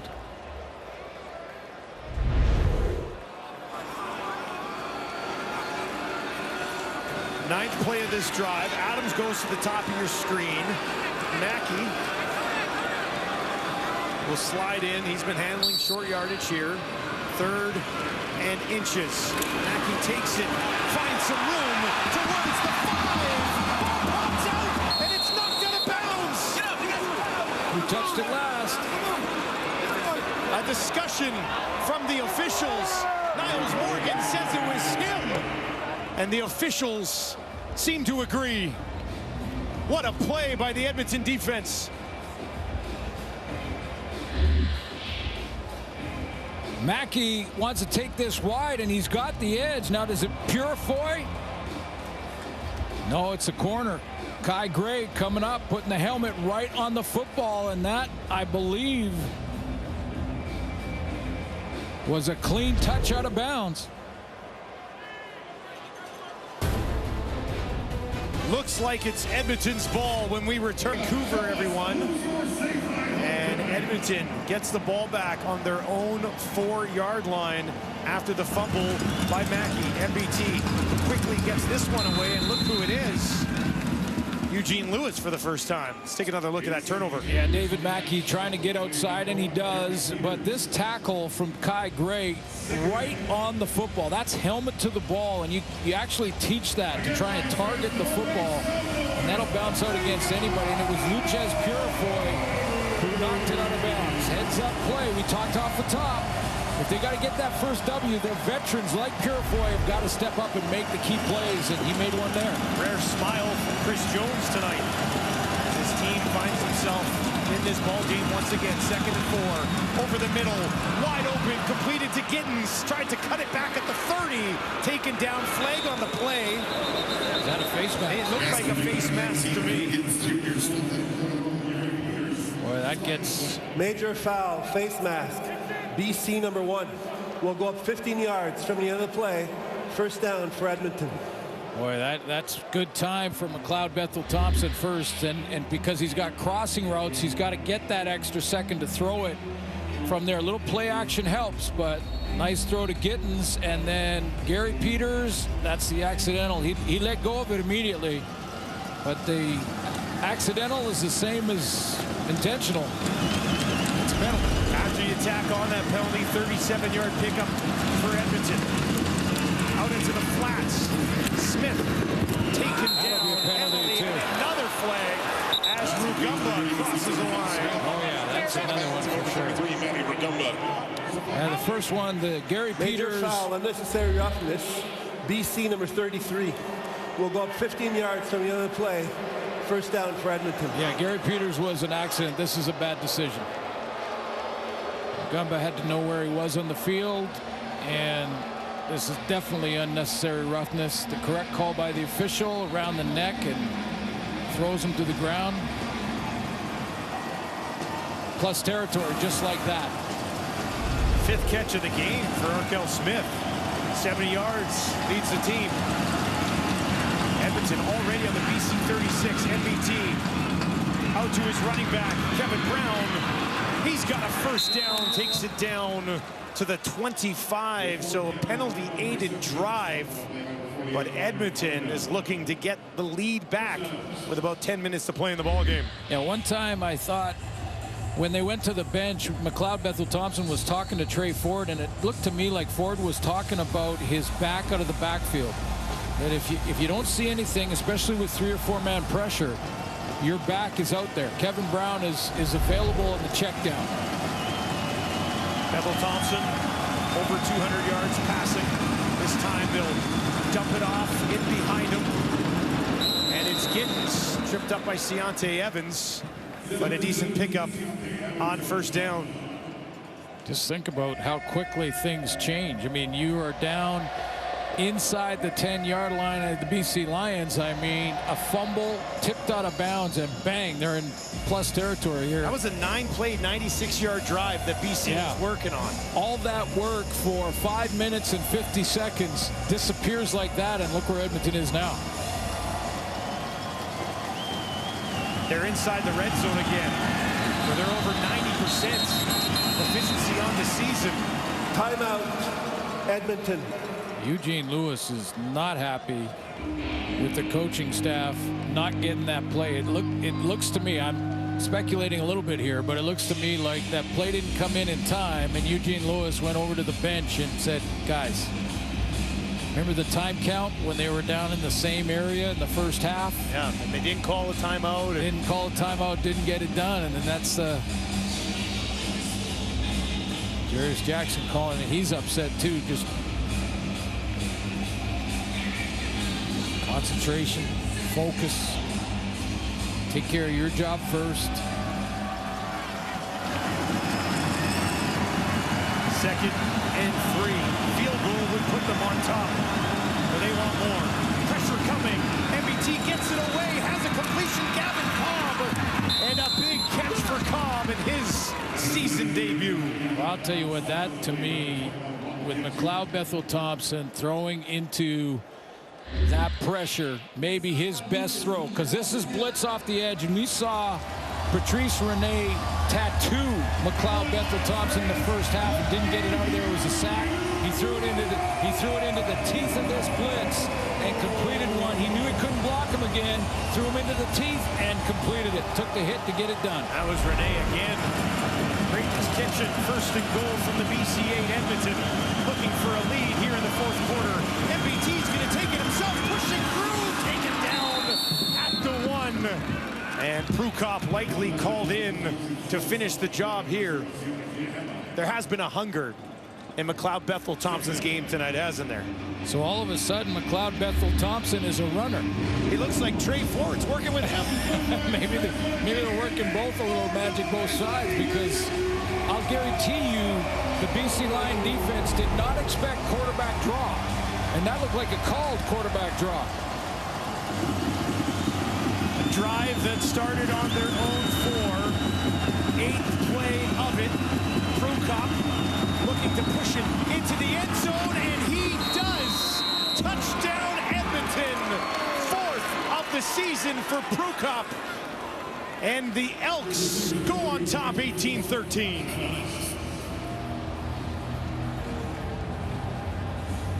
That's how quickly it can turn, especially in the fourth quarter, late in games. At a 1-point game, the Lions on the doorstep, and in literally 4 minutes, Edmonton crosses the goal line. 8 plays, 106 yards later, 2 big penalties also aiding that drive. And the play of the drive to me is when McLeod Bethel-Thompson on second down. The previous play is under automatic review by the command center. On second down here into the teeth of the blitz, completed that one for first down. Command center is going to review this last touchdown from Prukop. Sure looked like he was in, but let's take a look down the line here. Well, they automatically review all the touchdowns to take a look. They don't usually announce it, though. Well, it was ruled a touchdown on the field, so you saw him get pushed back out of it, but the initial push, unless the command center can see some definitive look, they can't see the first look because of that pile, so I don't think they'll see enough to overturn anything here.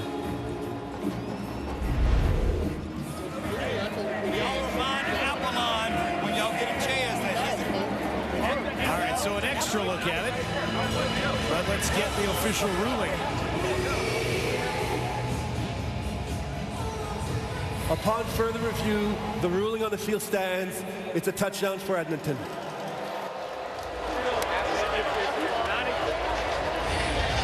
right, Edmonton gets the touchdown. They have a 5-point lead. They are going to stay on the field and look to tack on 2 more. Looking for a 7-point lead. Excellent decision. Bethel-Thompson quickly to his left. Throws it up for Gino Lewis, and it's picked off on the near sideline by Peters. Take it for Gary Peters could look for 2 here, and he's going to go all the way out, staying on his feet at the 30, and they finally take him down. Look who it is. It's Gino Lewis, who got back up, tracked him down, and finished it off. Edmonton's lead stays at 5. Good play by Peters.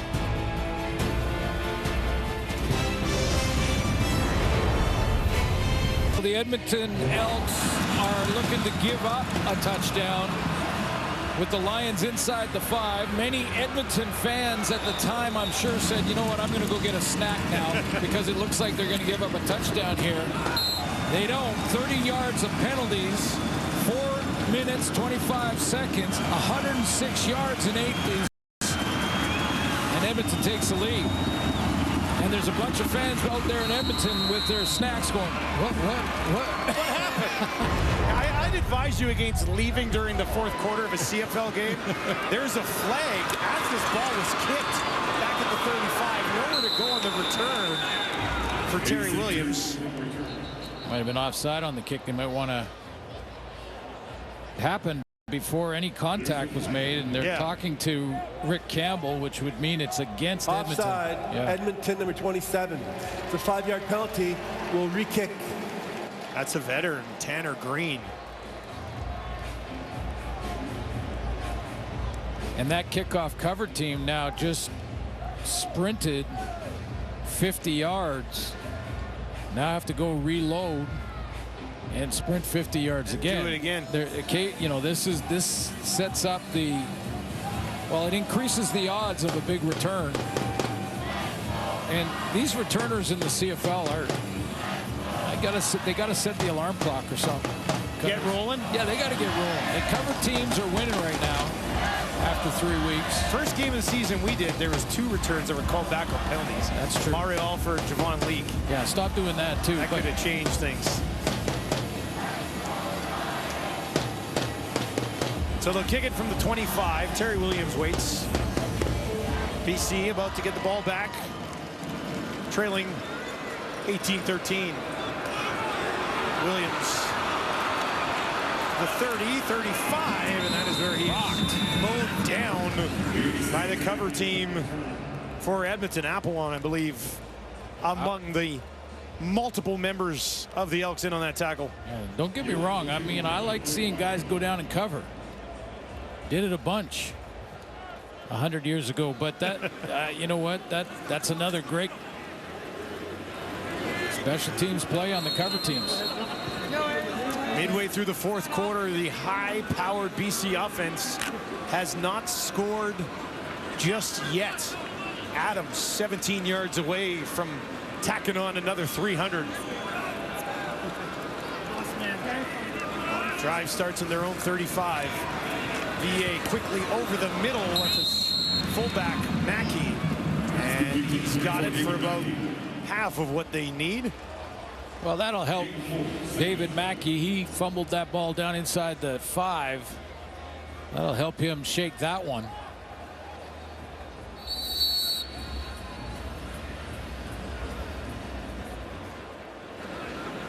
Four yards on the completion of Mackey.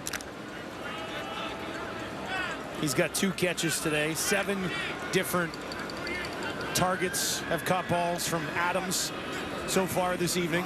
They work from their 39, just 3 men front for Edmonton. Adams, Catoy, first down over the 50 to midfield before he is taken down. And Catoy now with 5 catches in the ball game. Vernon Adams gonna negotiate the pocket to get a little time, but there's Catoy, who's having himself a game back in the lineup. He just sits down. Good recognition of the coverage. Saw that Nick Anderson was inside covering somebody else, and first down. 300-yard game for Vernon Adams. That's his 3rd of the season. So 3 of 4. He's gone for 300. Stanbeck jumps over to his left. Now out into the flat. VA looks to him. Now throws to him. Turns it upfield and pushes his way through a tackler, Kai Gray. Over there, Nick Anderson came to help out. Second and manageable for the home side. You know, sometimes quarterbacks want a bigger chunk on those plays. And, you know, I swear if they could get it to the back earlier, there's more options for the back out. Now, don't get me wrong. They'll take a 7-yard gain on first down to get in 2nd and 3.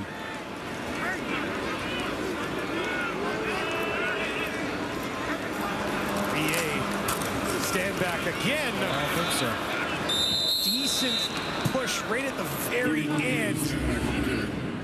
Might be spotted just shy of the first down. Rick Campbell wanted a timeout there. Stop it.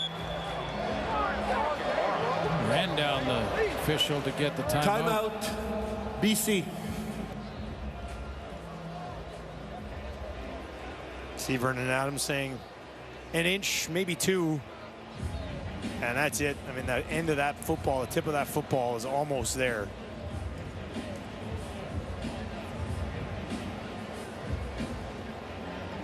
And it'll be a short yardage situation again.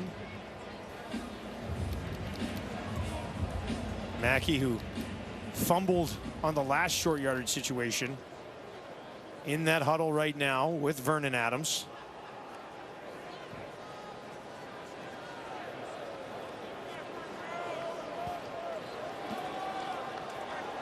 Timer, please reset the clock to 4 minutes, 30 seconds. 4-3-0, please. They're going to tack 11 seconds back on the game clock. A little bit of an interesting, storyline over the last few weeks for short yardage here for BC. Mackey needing just inches. Grabs it, pushes ahead. He's got it this time. Hangs on to the ball. First down, BC. Rick Campbell was, I wouldn't say criticized, but there were people questioning whether or not Vernon Adams should be the short yardage quarterback and take that extra hit when they're in these situations. And he said they do it in other leagues, and Vernon Adams, I'm sure, wanted to do it as well, so that's part of it. But I like what they got going here with that direct snap to their fullback in David Mackey. Less than 4 minutes to play. BC trailing by 5, but putting together a drive here late. Stanback now out in the slot to the left of his quarterback. Adams with time, in trouble trying to get away, and he'll get positive yardage before he's taken down by Eric Black. Thought for a moment somebody finally got to Adams behind the line of scrimmage, but he had other ideas. Yeah, he had to really grind for those extra couple of yards. It looked like he was caught in the backfield.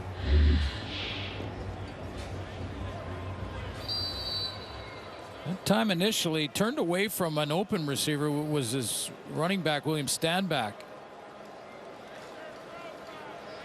Noah Curtis was hanging on to him, looking for his 4th sack of the season. Eventually, Eric Black finished the job, but not before VA picked up 4 yards. They need 6 more. In the pocket again, down the field, and that one falls incomplete. Looking for Eberhardt, who's looking for a flag. Well, he's looking for a flag, but he also may be looking, see if his coach will challenge. We entered. There's Eberhardt, and this is a corner route. Rick Campbell has challenged that this is pass interference. There was no flag on the field. Leon O'Neal is in great position, really doesn't have to hold that left hand down, but I think the Lions are going to get a first here. Let's go to the call. Upon further review, the ruling on the field is overturned. We have defensive pass interference. Edmonton number 32. It's going to be first down for BC at the 5-yard line. O'Neal's reaction after the play kind of said it all. It probably helped Rick Campbell to go ahead and challenge, because he put his head down like, oh man, I blew it. He knew he'd do it, yeah. And you're right, he was in a good spot. Just put that hand up. Yeah, he was in great position, running step for step with him, but can't hold down an arm like that. Another rookie in this Edmonton defense. Had a nice start to the year. That one stings. BC. First and goal from the Edmonton 5. Stanback stands next to his quarterback. VA looking to throw out of the pocket. Now he's going to run it towards the end zone. And he's in. Touchdown, Lions. They go back on top. Vernon Adams Jr. does it himself.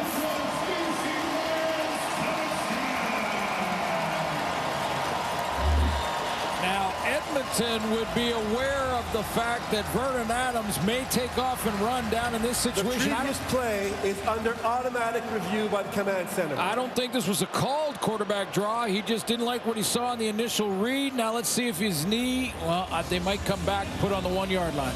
Yeah, I was a little surprised when they ruled it a touchdown so quickly. It does look like he was touched down after he went down on the play. Set it up at the 1, if indeed they do rule him down right there.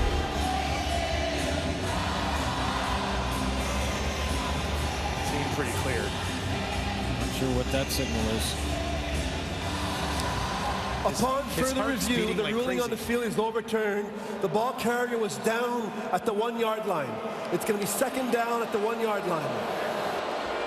Crowd doesn't call. No, they don't like it, but it's a correct call. They did get it right. And now back into the hands of Mackey. Looking to get that lead, pushing through. Touchdown, BC. Flag on the near side of the field. But is that against the Edmonton defense? Often is against the defense, but there's redemption for number 34. Offside, Edmonton defensive line. The penalties declined. The result of the play, the touchdown.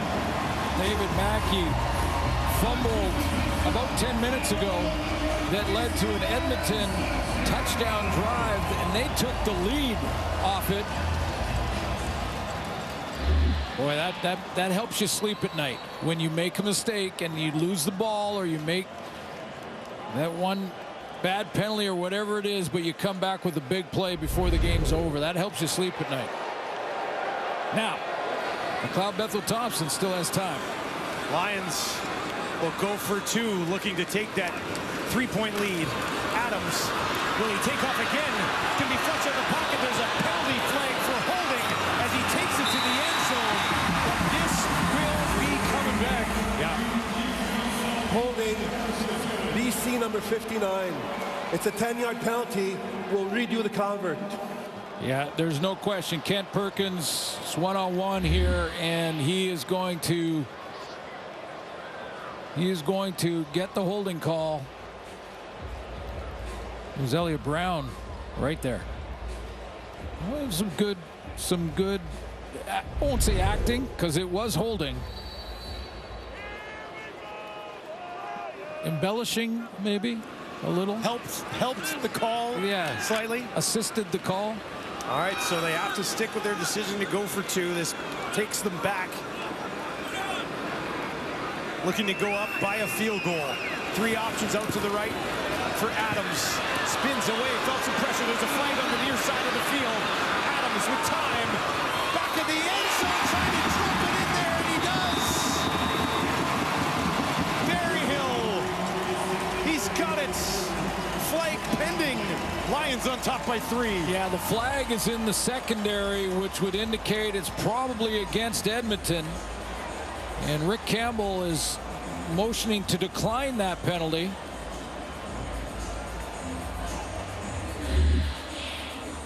But here's the end of the play. Great blind turn for Vernon Adams to get outside, and the ruling on the field is an incomplete pass. However, illegal contact, Edmonton number 5. It's a 10-yard penalty. We'll redo the convert again. Well, he's had a good game too, and Kai Gray gets that one. Give another try to the Lions to go ahead and get this 2-pointer. After they ruled incomplete, well, it looked like they initially said it was a catch. Exactly, because Rick Campbell was halfway on the field declining the penalty. Yeah. It was right in front of their bench, and he was declining the penalty, and then they said, by the way, we're ruling that incomplete. Okay, no, I'll take the penalty. Yeah.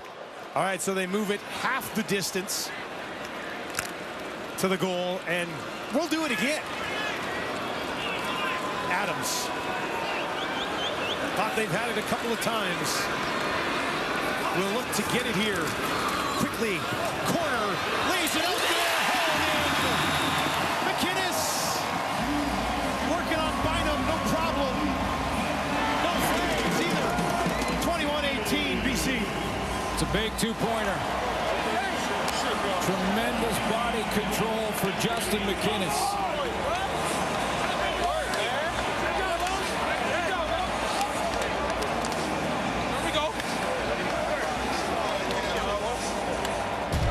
Third time was the charm for the BC Lions. They have a cushion.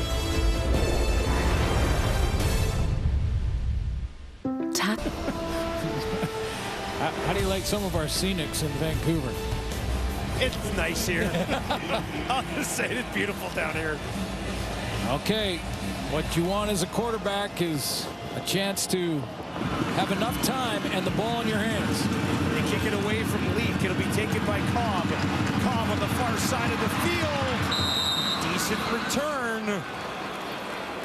It really was. And let's go back to the two-point convert because this is tremendous body control. Justin McKinn is 6'5", about 215, and he flips his hips there. He would have lost sight of the ball for a split second, then had to find it again. Watch him flip his hips, find the ball, and then track it down and right on the fingertips pull it in. That's a monster catch. Makes it a three-point game. And to win, McLeod Bethel Thompson needs to score a major. Edmonton has dropped some close ones already this season. MBT down the field. Dylan Mitchell missed him. Looked for a big chunk right off the bat. Can't find him, and it's 2nd and 10.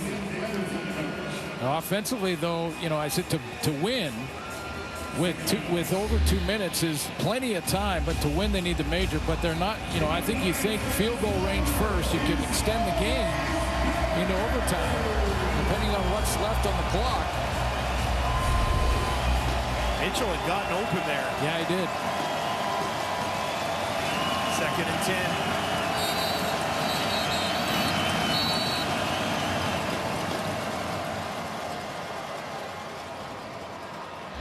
All right, we believe the command center is taking another look at this hit on McLeod Bethel Thompson as the drama increases here. Pete Robertson. The previous play is under review, under automatic review for potential roughing the passer. Roughing the passer falls sort of under the category of player safety. And the command center in the final 3 minutes can call down in real time to the official before the snap of the ball and take a look at it. And that's what happened here. And Robertson, I'm not sure that he got the helmet. It looked like he got it across the chest. Took a quick look at it. Let's find out. Upon further review, the ruling on the field stands. There's no penalty on the play. It's 2nd down. All right, so they wanted another look at it. Didn't see anything that would call for the roughing the passer. Well, I thought they probably thought that the hand got up into the face, but it didn't. It was on the shoulder or in the chest. Came in underneath. 2nd and 10, 4-man pressure. MBT near side, wide open. It's Mitchell. First down. It looked like he stepped out of bounds, but the play continues, and eventually they will blow it down. Well, he didn't step out of bounds because they're marking it past center field, which means Edmonton is about a first down away from tying this game at the very least with time to put that major on the board. That's a long throw with a guy in his face to get it to Mitchell. Well, did he step on it? It was close. He laid down. Get it away again. And that one is caught for the first down. Gittens Jr. this time. And they are down to the 45.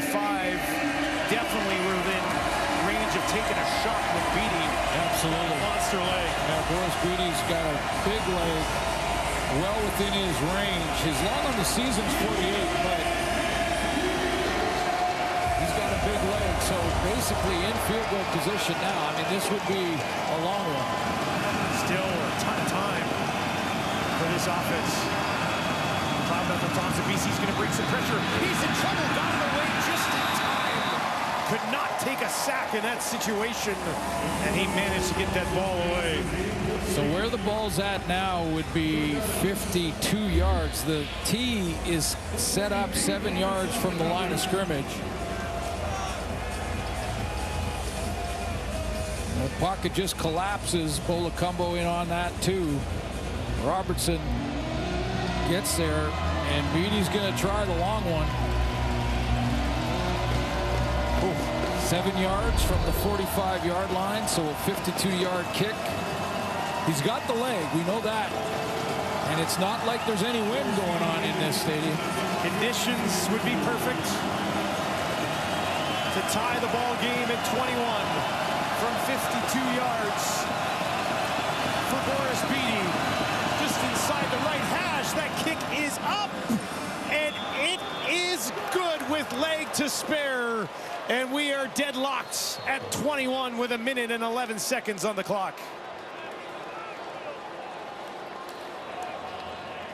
Tremendous confidence, and like we said, a big leg from Boris Beatty. When he makes contact on this ball, he turns around and goes, "You have money, done, done, thank you, good job, nice hold." Tie ball game. And still 71 seconds for Vernon Adams, who just happens to have the most accurate kicker in CFL history on his side in Sean White. Another thrilling finish here in the Canadian Football League.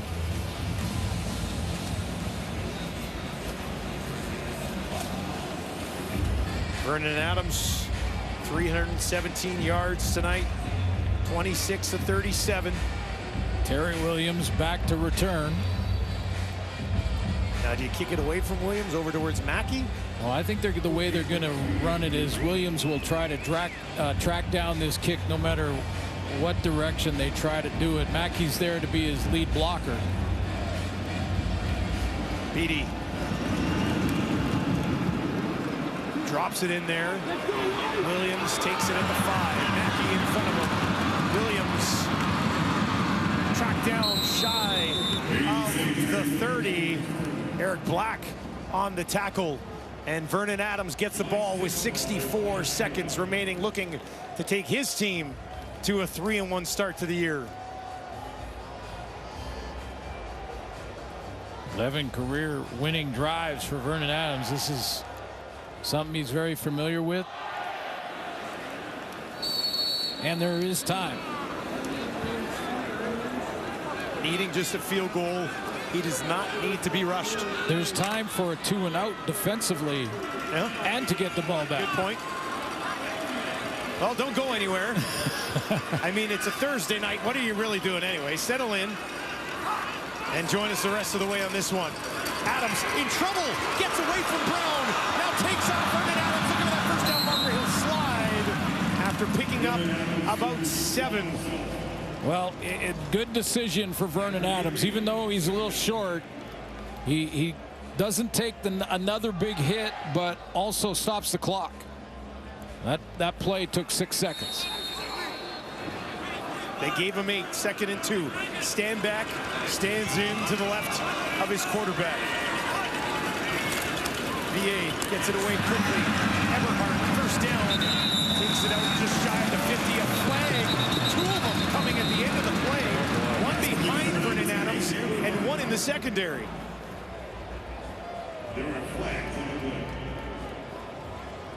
Well, I think if major foul, face mask, Edmonton number 45. We'll go up 15 yards from the end of the play. First down for BC. sometimes when you're in a rut and you're digging a hole, you just got to stop digging. That's your first step, and it just compounds. And now the Lions could technically run 2 plays, running plays, and attempt the game-winning field goal. Sean White warms up in waiting on the sideline. 9 penalties in this game for Edmonton. This one was a big one. Adams trying to find some space. Taken down by Morgan and Brown, both there, and that'll bring up 2nd down. Just, you know, there's been a handful of this type of thing at the very worst time for Edmonton, and this is just, again, this is an accident. This is Morgan trying to make a play, working his butt off, trying to get there, and he just by accident grabs the face mask. Clearly a penalty.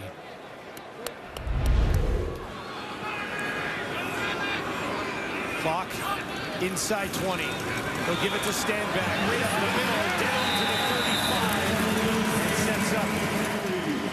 A reasonable kick for Sean White gets him a first down as well with that 13 on the clock. They might want to even run one play. Brendan Adams is trying to figure out, should we run one play or attempt the game winner now?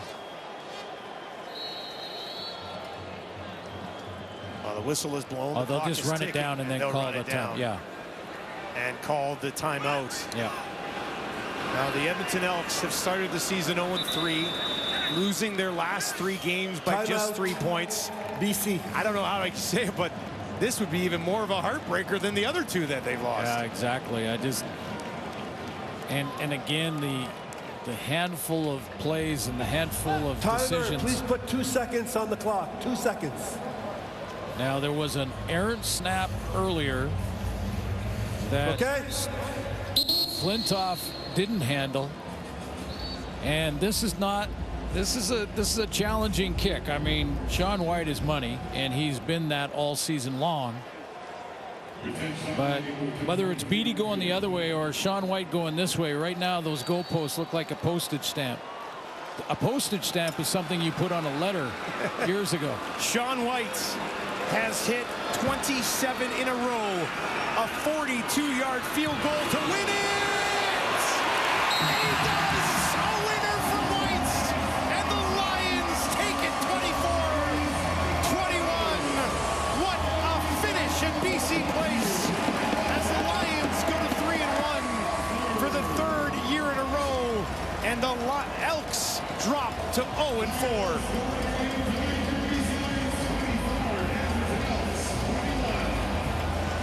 3 consecutive 3-point losses for Edmonton. Vernon Adams over 300 yards passing, got him in field goal range with no time on the clock. And Sean White, if he gets it on the tee, he's money. Has not missed a kick all year. Sean White, who leads CFL all-time in field goal accuracy, does it again. He's now over 88% in his career. And Chris Jones is 0-4 after back-to-back 4-win seasons. Bye week for Edmonton. What do you think the conversation is in that market? Well, you know, I mean, it doesn't have to even be said. I mean, the way they started last year, the record, the way they're starting this year, 0-4. I mean, a team made up of a lot of very good football players, but they keep making 5